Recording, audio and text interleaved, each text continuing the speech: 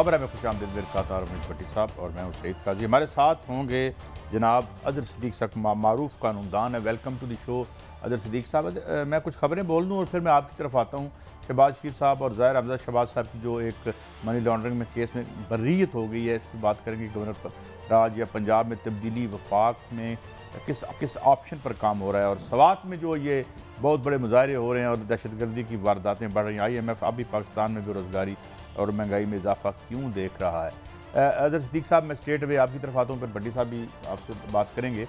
ये क्या हुआ? ओपन एंड शट केस बज़ाहिर कहा जा रहा था, तो आप कैसे देखते हैं इसे?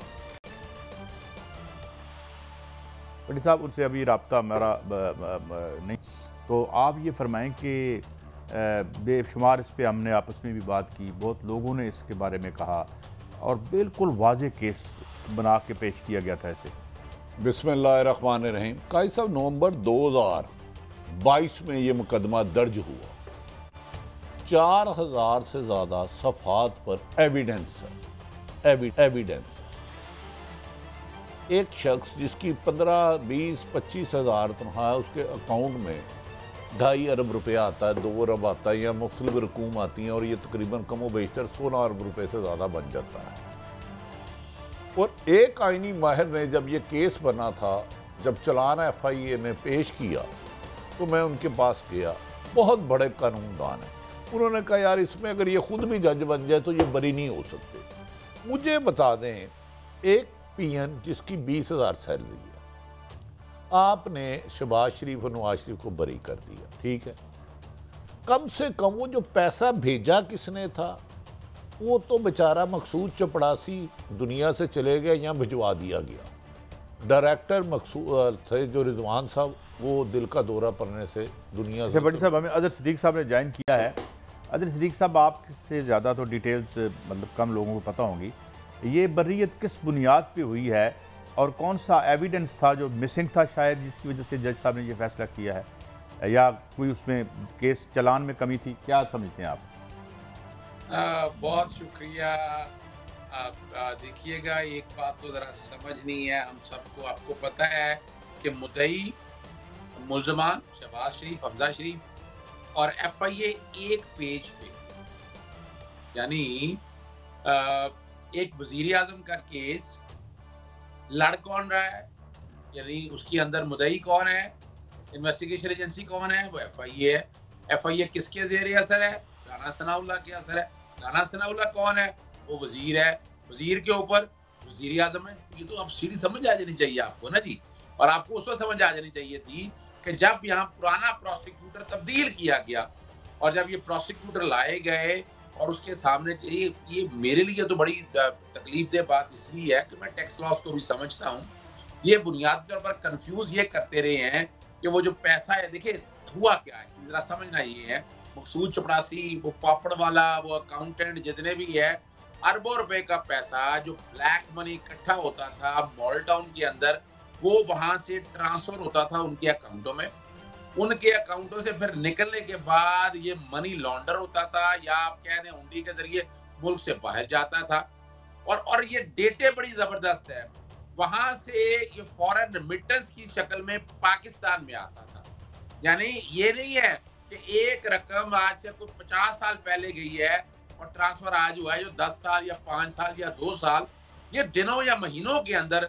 और ये लिंक है जो बाकायदा FIA ने बनाया था। अब FIA अब यहाँ क्या करते हैं, ये तो कमाल होता है ना। वो सवाल ये पूछें कि जनाब कि बराह रास्त अकाउंट खोला था, भैया अकाउंट तो जाके मुलाजमों ने खोले होंगे। बैंक के पास से बाहर से जाएगा अकाउंट खुलाने के लिए चपरासी का या किसी का, या उसकी अकाउंट की किताबें जो हैं वो शहबाज शरीफ के पास या हमजा के पास होगी। वो तो जो काम ये सारा रैकेट चला रहे थे उनके पास था। सवाल तो ये था जो पूछने वाला था, और जज साहब ने भी कमाल फनी महारत है तो उन्होंने सवाल यही पूछा। और ये बातें यहाँ हमारे यहाँ जो बड़ी जबरदस्त बार में कोई देर नहीं लगती है। PMLN के नून के लॉयर्स जो है, मैंने आपके एक प्रोग्राम में एक साल पहले भी ये बातें होती रही हैं कि अपना एवन फील्ड के हवाले से जो है ना क्या होने जा रहा है, इसके हवाले से भी हो गया कि वजारत कानून किसके पास है, वजारत दाखिला के किसके पास है। और होगा यही कि जो जज साहब है उन्होंने तो कुछ करना ही नहीं, जब वो सवाल पूछेंगे, बहस करेंगे, तो एफआईए खुद ही कह देगा केस नहीं है। जब वो केस नहीं है तो फिर यही तो होगा। और मिली भगत क्या होती है, ये इस निज़ाम का फिर गॉड फादर या सिजिलियन माफिया निज़ाम ठीक, इसी प्रॉब्लम तो ये है। अब होना क्या है, अब अपील फाइल करनी होगी, एफआईए अपील क्यों फाइल करेगा? अच्छा चले, हमने जोर डाला तो अपील फाइल कर देगा। अच्छा फिर होगी फाइल अपील, तो वो अपील हाफ हार्टेडली होगी। और वो अगर बहस भी करनी होगी कोर्ट के अंदर, या जैसे हुदैबिया की मिसाल से आपके पास मौजूद है, उसमें अपील ही फाइल नहीं की गई थी। और जब सुप्रीम कोर्ट में पनामा वाला आया था, तब वो मोटो में कहा था, फिर बिलेटेड स्टेज पे फाइल की थी। और इस वक्त जो है, इसके अंदर क्या होना, अपील भी फाइल नहीं की जाएगी। तो ये एक हमारा खोखले निज़ाम का एक ऐसा आपके सामने सिस्टम है कि जो हम मार्च से कह रहे थे कि ये मिली भगत सिर्फ इस हद तक नहीं है। ऑपरेशन रजीम चेंज में जिन्होंने ये साथ दिया इमरान खान साहब को यहाँ से निकालने के लिए, तो उनके फायदे तो पूरे होने हैं और आप वो देखते आ रहे हैं।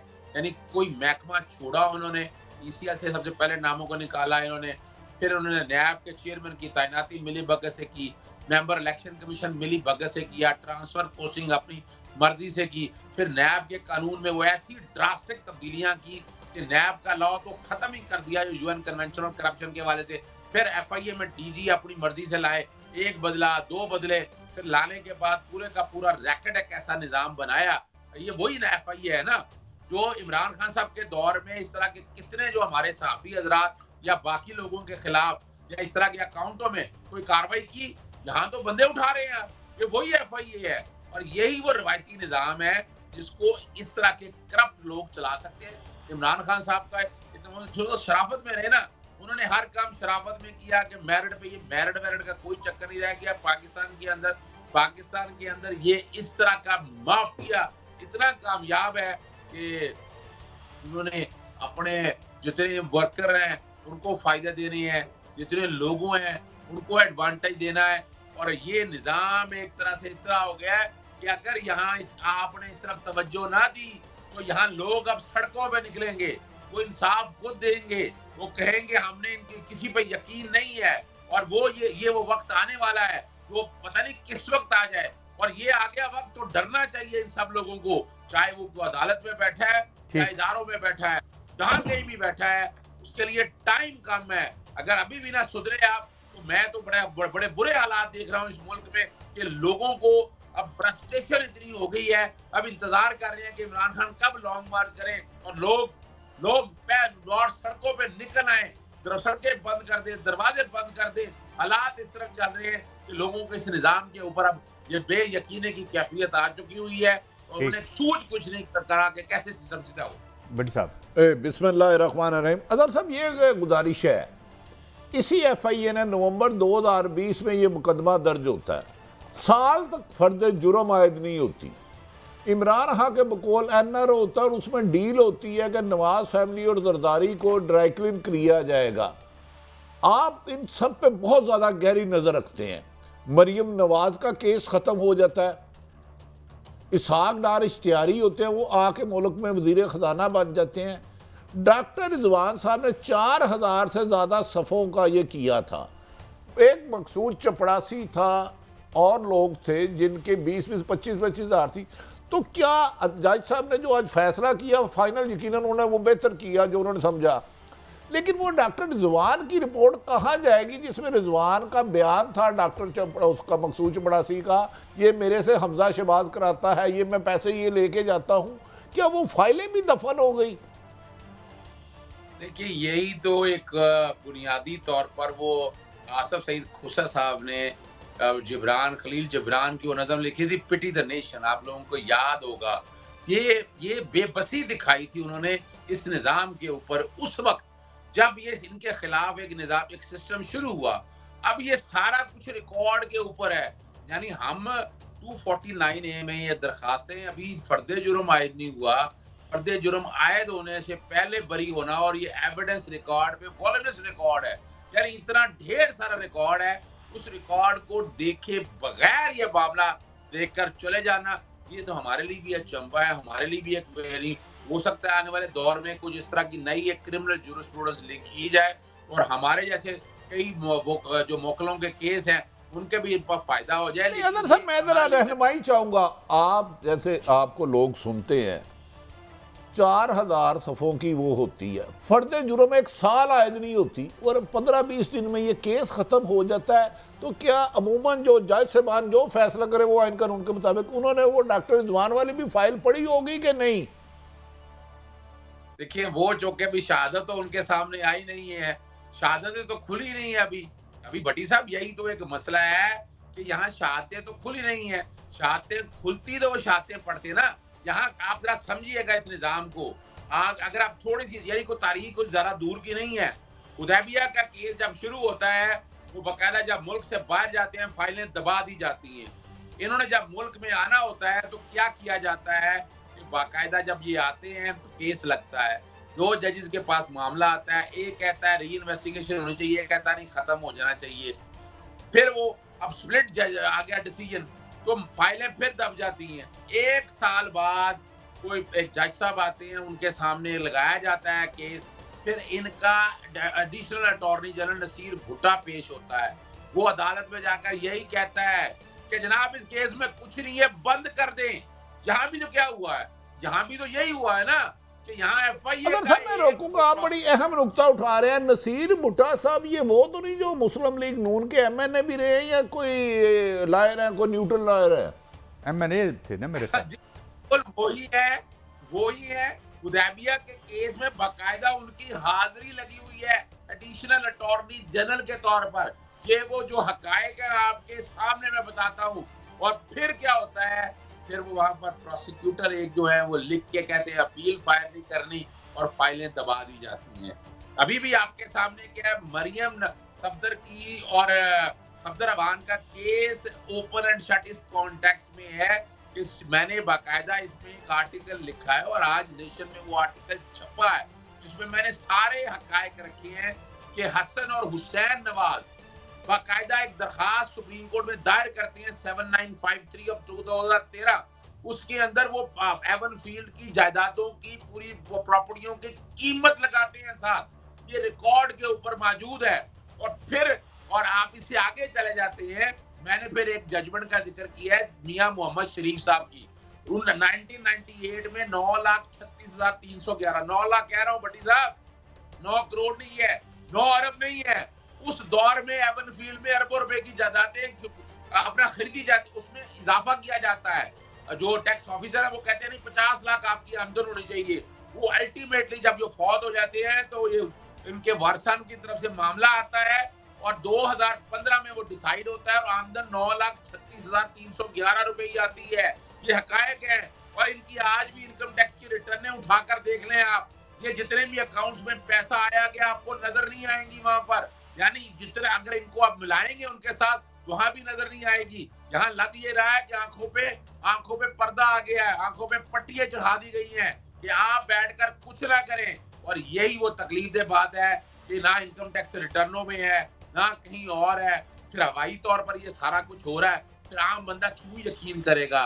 फिर तो जो करप्ट आदमी है वो तो कहेगा मैं भी इनका हिस्सा बन जाऊं, जब इतना कुछ होना नहीं है मुझे क्या जरूरत पड़ी है कि मैं शराफत का लबादा ओढ़कर बैठा रहा हूं।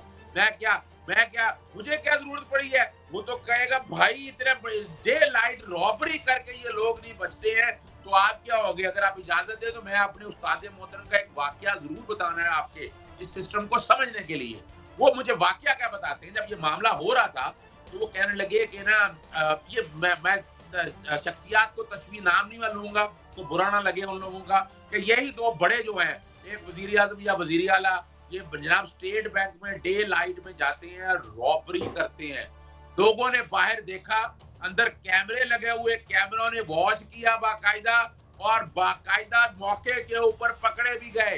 जब मामला अदालत के अंदर आया तो उन्होंने कहा जनाब ये हम नहीं है, और वहां बाकायदा वो बंदे पेश कर दिए गए। उन्होंने नकाब लगाए हुए थे हमारे लगाए हुए थे, उनका टेलीफोन का रिकॉर्ड सारा आ गया। ये निजाम ये बता रहा है आप लोगों को कि सारा कुछ आंखों के सामने होकर भी इनको हाथ नहीं लगाया गया। ये मेरे लिए तो बड़ी तकलीफदेह बात है। अब ये जवाब देना है उन लोगों को कि यहाँ जो बैठकर आंखें बंद करके बंद करें इस निजाम को। अब सारे को गरीब आदमी करप्शन करता है, वो एक साइकिल चोरी करता है तो बेचारा 10 साल के लिए अंदर चला जाता है। एक बेचारा को गाड़ी के लिए ये बच्चों की ख्वाहिश पूरी करने के लिए गाड़ी खरीद लेता है, तो उसको लाखों रुपया टैक्स लगता है, वो नीलाम हो जाती है। ये तो फिर लोग तो इस तरह की बड़ी साहब बातें करेंगे, ये तो अब बातें अच्छा, एक सवाल मैं फिर ब्रेक पे जाऊंगा। आपने बड़ी साहब की बात करनी है? नहीं, आप सवाल ये फरमा दें कि ये अब पास्ट एंड क्लोज ट्रांजैक्शन है, एज बदलती है, अहद बदलता है, क्योंकि यहाँ पे इत्तेजाज हसन साहब ने कहा था crime only dies when criminal dies, तो can they be opened at any other stage? कोई इनिशिएटिव अगर ले तो जी देखिए जी, बिल्कुल इसमें कोई शक नहीं है। ये तो अगर देखा जाए हुदैबिया का केस नजर आ रहा है, लिमिटेशन की बेस के ऊपर आप क्राइम दफन कर दें, लेकिन सुप्रीम कोर्ट के सामने जब मामला आया फिर वो बकायदा कह दिया गया कि जनाब इसकी कवरेज नहीं होनी है, टीवी पे दिखाया नहीं गया, और वहां सिर्फ ये लिख दिया गया कि जनाब आप टाइम पे नहीं है। क्राइम कैसे खत्म हो जाती है? लिमिटेशन का पॉइंट भी आ जाए कि वो जो जुर्म है, इस तरह जुर्म में यहाँ पर फौजदारी जराइम में बंदा मर भी जाए तो क्राइम खत्म नहीं होती है, और उस क्राइम के कॉन्टेक्स्ट में जो बेनिफिशरीज है उनका, यानी कल फर्ज करें एक बंदा मर जाए और वो खरबों रुपए की जायदादें बनाकर अपने बच्चों के नाम हो और बच्चे याशी कर रहे हो और बेर आदमी मर जाए, नहीं, ये निजाम नहीं है। वो फिर जरा उन पे जाता है, वो जायदादें उन्होंने होल्ड की है, वो crime attribute towards that property है। और यही वो मामला है कि यहाँ अब देखना यहाँ पर ये है, असल में काजी साहब यहाँ देखने वाली जो बात है कि यहाँ क्या ये इस तरह का निजाम जिस तरह ये लेकर चल रहे हैं ये इस तरह चलेगा? आपके सामने रिकॉर्ड के ऊपर मौजूद है, सुप्रीम कोर्ट में जजेस की तैनातियां होनी है, उस पर क्या कुछ हो रहा है, यानी हुकूमत वक्त इस वक्त बैठी हुई है वहाँ, यानी क्या जुडिशल कमीशन के अंदर जो जजेस तैनात करने हैं, अटॉर्नी जनरल बैठा है उनको लॉ मिनिस्टर बैठा हुआ है, एक पाकिस्तान बार काउंसिल या supreme court bar council already उनके साथ है, यानी ये पॉलिटिकल ये सारा काम हो रहा है। ये तकलीफ दे बात है हम जैसे आदमियों के लिए कि यहाँ ये इतने बड़े सवालिया निशान छोड़ के जा रहा है कि निजाम आने वाले दौर में, और देखें मनी ट्रेल, यार आज तक कोई मनी ट्रेल दिया है इन्होंने? ये है वो जराए, मेरी सेंट्रल अंदर क्या पूरे पाकिस्तान में जा रही है, सारा कुछ आप और हम सुनते रहे हैं, क्या ये चीजें सारी रिकॉर्ड के ऊपर आज तक आई हैं? आंसर इज नो, बिल्कुल नहीं है। और वो तौहीन सब, यानी वो क्या कहते हैं, नवाज शरीफ क्या कहता है, ओ भाई मेरे असासे मेरी आमदन से ज्यादा है तो तुम्हें क्या, वो मैंने अपने बेटे से तनख्वाह नहीं ली तो तुम कौन होते हो मुझसे पूछने वाले? फिर तो यही होगा ना जी, हम कौन है पूछने वाले, हमारा क्या कंसर्न है? जितने पूछना है वो नहीं पूछते। जब उनमें कई, यहाँ देखें अदालतों के हवालों में भी अगर ये बात आती है प्रॉपर्टीज की परचेज के हवाले से बीवी के नाम पर, तो वहां भी सवाल ये आता है कि जो एफबीआर ने बाकायदा एक इंक्वायरी और इन्वेस्टिगेशन की, वो सेट असाइड कर दी जाती है, और जो वहां पर ट्रायल चलना था आपके सुप्रीम जुडिशल काउंसिल के अंदर, वो वहां नहीं चला। तो ये तो फिर आप लोगों के सामने है, मैं क्या कह सकता हूँ, मैंने तो वही बताना है। ब्रेक है। और अदर सिद्दीक साहब, thank you very much for your valuable contribution. कौम देख रही है, रो रही है, हंस रही है, कुछ समझ नहीं आ रही इस मौके पे हमारी इसका इजहार क्या होगा। ब्रेक के बाद हाजिर होते हैं। और गवर्नर राज, ये पंजाब में तब्दीली की जो हवाएं हैं वो भी इसी तरह चलेंगी जिस तरह FIA में तब्दीली की हवाएं चली हैं मुबैना तौर पर। हाजिर होते हैं ब्रेक के बाद।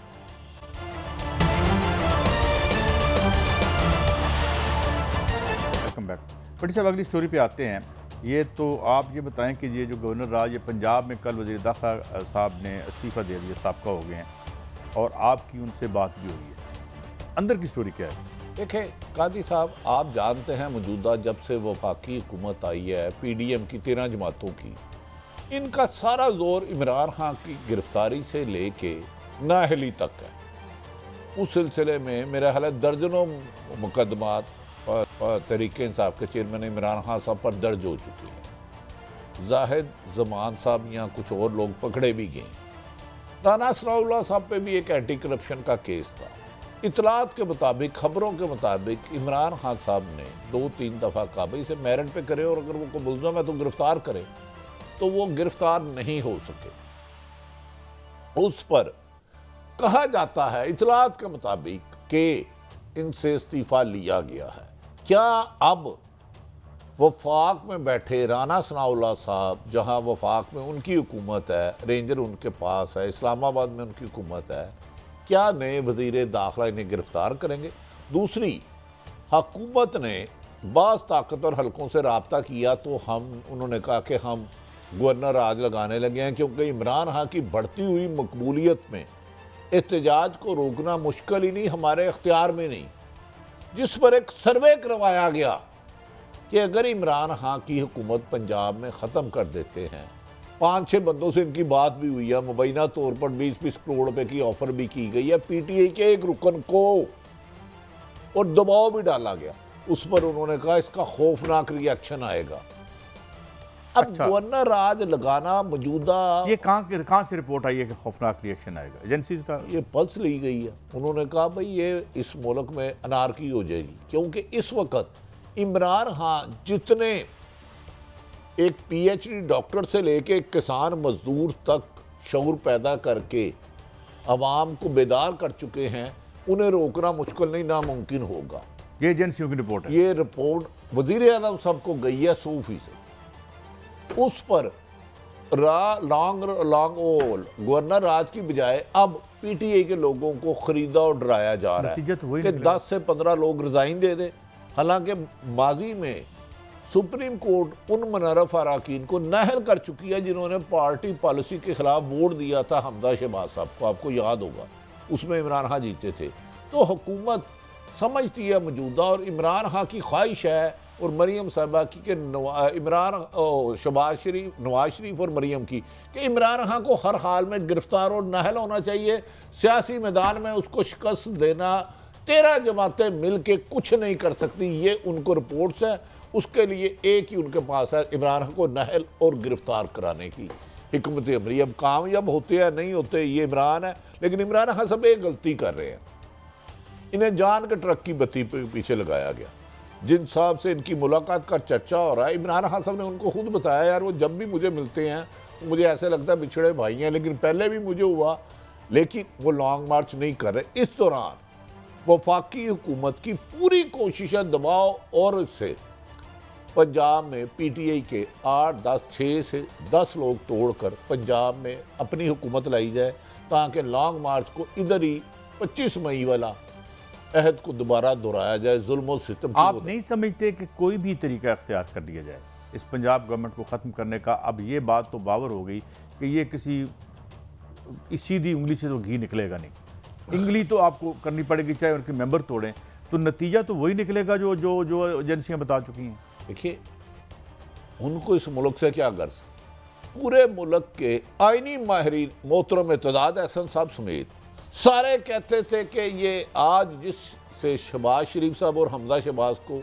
बाइज्जत बरी किया गया है, वो केस इतना ओपन ऑन शट केस है कि खुद कोई बंदा जिस पर ये मुकदमा है मकसूद चपड़ासी वाला, खुद वो जज हो तो अपने आप को बरी नहीं कर सकता। लेकिन FIA की मली भुगत से वो 4000 सफ़े के चलान को डिस्कस नहीं किया गया, फर्द जुर्म साल आयद नहीं हुई, वो मुकदमा बरी हो गया। इमरान खान के मुताबिक ये सारा NRO है, और बज़ाहिर बादिउल नज़र में मुझे इमरान खान के बयान में हकीकत लग रही है कि उन्होंने नून लीग को, जिसने भी उनको NRO दिया है अमेरिकन रजीम लेटर के बाद, इन सब के मुकदमा ख़त्म किए जाएंगे नवंबर तक।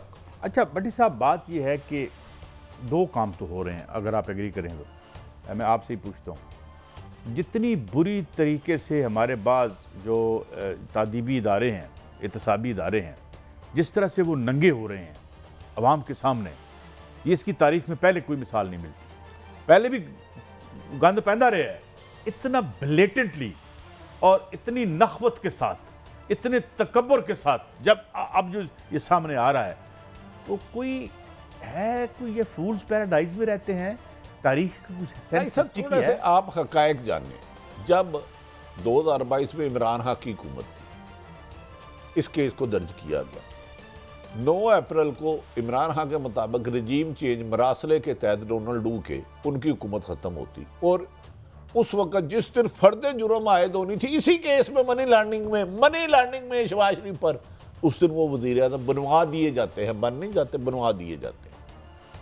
अब वही सेक्रेटरी इंटीरियर है जो आज से साल पहले थे, जिनके दौर में इन्हें गुनाहगार लिखा गया था कि मनी लॉन्ड्रिंग साबित हो गई है। अब उसी FIA के अफसरान ने आज उन्हें कहा जी इन्हें तो बरी कर दिया जाए। तो लिहाजा जितने मेरी नज़र में, अगर पाकिस्तान में नैब और FIA को फौरी तौर पर ख़त्म करके इनका जो अरबों खरबों रुपए का बजट है फौरी तौर पर गरीब आदमी को 2-2 साल का राशन डाल दें, उनके बिल फ्री कर दें। अगर इनकी इन्वेस्टिगेशन सिर्फ गरीब क्लर्क चपड़ासी तक पकड़ने की है और खरबों रुपए खाने वालों को बाइज्जत बरी कराना है, हुक्मरान का काम हुक्मरान बना देना है, तो फिर इन अदारों का फायदा क्या? मुझे ये बताया ना कादी साहब, आपको क्या फायदा इन अदारों का, मुझे क्या फायदा? मैं हलाल खाना चाह रहा हूँ, हराम नहीं खाना चाह रहा, लेकिन मेरी इक़्तिदार आती है, मेरे पे अरबों रुपए केस है, यही आला अफसरान तहकीकात कर रहे हैं। वो एक बंदा आता है, उसकी हुकूमत बदलती है, वो अपनी मर्जी का DG तैनात करता है, और वो अदालत जहाँ 1 साल तक फर्द जुर्म आयद नहीं होती, उधर बरी होने का गुनाह है सर, कत्ल होने से नहीं। वो कह रहे हैं दुबई में एक बंदा डाके डाल रहा है, पैसे कर रहा है और भेज रहा है, तो तुम्हें तो क्या तकलीफ? वो कह रहे हैं प्रूफ आप करें। आप सारी जिंदगी गुजर गई माशाल्लाह, आपके अकाउंट में कभी 14-15 अरब रुपए आया है? यार ये जवाब है कि मेरे अकाउंट में अरबों रुपए आया है, तो मैं कह रहा हूं आपको क्या तकलीफ है? भाई मैंने बताना है कि ये अरबों रुपए मुझे किसने भेजे, मेरे थे या नहीं थे, आए हैं तो मेरा एक पियन है जिसने भी ये फैसला किया, वो तो कम से कम ये बता दे वो 2.5 अरब रुपया गया कहाँ, भेजा किसने था और गया कहाँ? यार अगर वो आसफ अली जरदारी साहब का ओमनी बैंक था, अगर एक शख्स जिसकी तनख्वाह 20,000 है वो कहता है मैंने कभी चेकबुक पे साइन ही नहीं किए, उसके अकाउंट में अरबों रुपए आ रहा है और निकल भी रहा है, तो क्या इसका सुराख नहीं लगाना कि कौन किसी के जाली साइन करता रहा, कौन किसी के नाम से अकाउंट अरबों रुपए ले जाता रहा? अगर ये तरीका है तो फिर पाकिस्तान में स्टेट बैंक लूटने का आईनी कानूनी तरीका बना दे भाई, लूटा ना जाओ, मुझे हिफाजत क्यों नहीं कर सके? भट्टी साहब मुझे यहाँ क्लोजिंग करनी है, अब हम एक फिक्रा आपके सामने बोल के जाते हैं। ये ढकोसला है, ये डकैती है, डे लाइट रॉबरी है, ये रूल ऑफ लॉ है, ये हम आप पर छोड़ देते हैं और हमें अंदाज़ा है कि आप इस वक्त कितने नाराज़ होंगे इस तमाम अमल से। बहरहाल अल्लाह इस मुल्क के लिए बेहतर करे। इजाज़त दें, मिलेंगे फिर, अल्लाह हाफ़िज़।